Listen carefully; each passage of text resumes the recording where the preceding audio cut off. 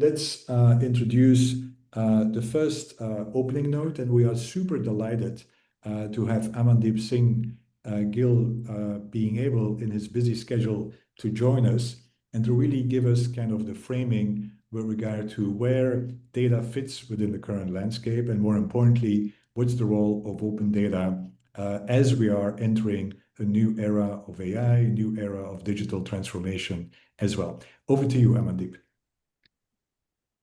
Thank you so much, Stefan, and thank you for setting the stage so beautifully.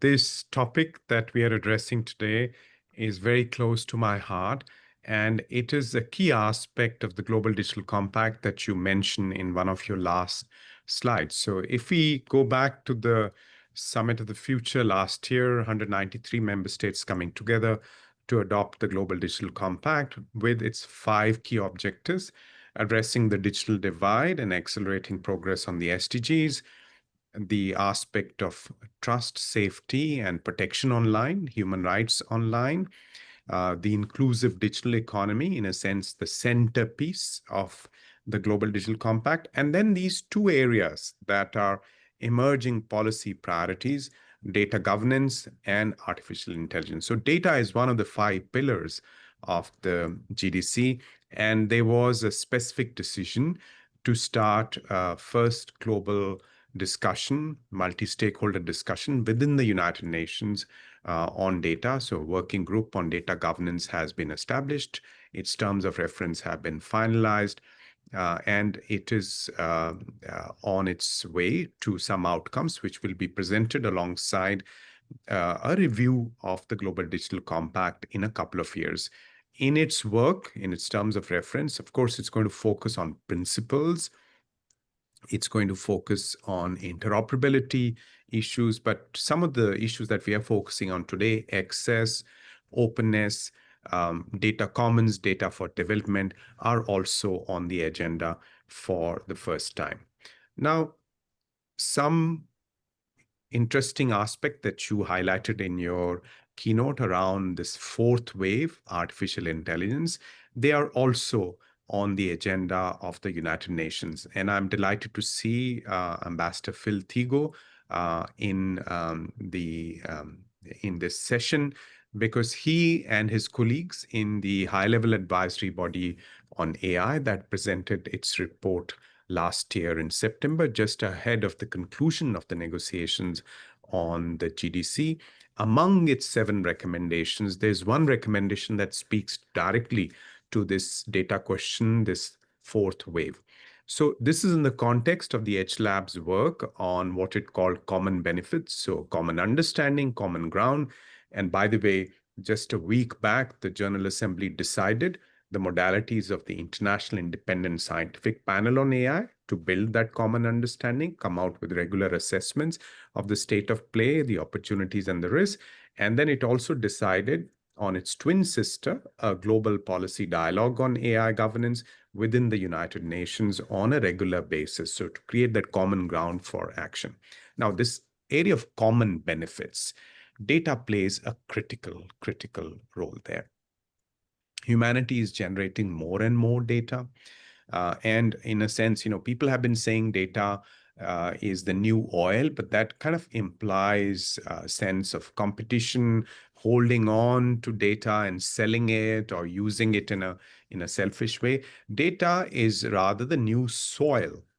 It is the soil for inclusive innovation, soil for the growth of the digital economy. So how can we incentivize this mindset shift from oil to soil? And how can we incentivize access and sharing of open data in the public interest, as you highlighted at the outset? So in the context of this 4th wave, what the H Lab said was that we need to foster a global AI data framework to standardize not only data-related definitions, principles, and stewardship, but also to ensure transparency and accountability in AI systems. And data governance plays a key role in AI governance. The 2 are inseparable. In fact, this is one of the guiding principles that the H Lab highlighted. So what it suggested for this global AI data framework was that you have not only data-related definitions and principles for the global governance of AI training data, but also common standards around AI training data provenance, and then market shaping data stewardship and exchange mechanisms. So this aspect of shaping the future data marketplace so that we have more public interest AI, so that we have more democratic innovation and participation in the digital economy is going to be critical, even though there's no specific mechanism, global mechanism that is looking at it. And in fact, that's an opportunity for multi-stakeholder collaboration and for initiatives such as the one that's bringing us together today. Now, I want to conclude by just mentioning a few essentials. I think when we speak of openness, there is often some fuzziness, some um, uh, uncertainty about this. So we need to be more clear about openness, for whom, by whom, and how, the difference between openness and open-ended data, and how do we kind of, work through the cycle of data with this openness paradigm as a guiding principle, from collection to curation and processing, usage, which creates more data, and rinse and repeat. We go through this cycle. So how do we ensure that the data value chain is not skewed in one direction or the other? And how do we ensure this literacy around what's the value inside of data, not with a view to incentivizing hoarding of data, but just with a view to ensuring equity across the data value chain. So understanding the usefulness of data. And then, we need kind of more common understandings across the global space. So this work on definitions, standards, benchmarking, evaluations.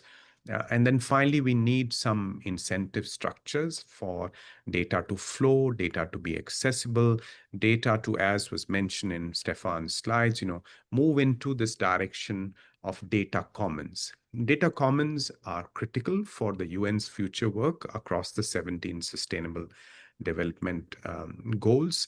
And I don't know if they can be called cooperators, but there is a lot of collaborative work that would be needed for data commons. It's a little bit like what the open source community has done in GitHub and other places with these code repositories. So we need to incentivize this kind of work, and we need to have the neutral facilitators for this work. Whether they are UN system bodies, or they are, think tanks and academia, or coalitions of governments that allow people to see this as a collaborative effort, which is not, distorting the incentives or taking away the public interest dimension. So with those thoughts, I wish you the very best for the rest of the discussions. And again, applaud Stefan, your leadership in bringing us together. Thank you so much.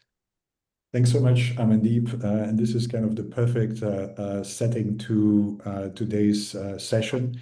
I always like that talks end with questions and not only with statements. And I think the questions you have framed, Amandeep, both in terms of what do we mean by openness, how do we really understand the value, and how do we establish the value, and how do we do it in ways that there is shared benefit. I think these are some of the questions that we definitely will touch upon throughout today's sessions. So thanks again, Amandeep, for your leadership, and also thanks for the being present today, given your busy schedule as well. So thanks so much.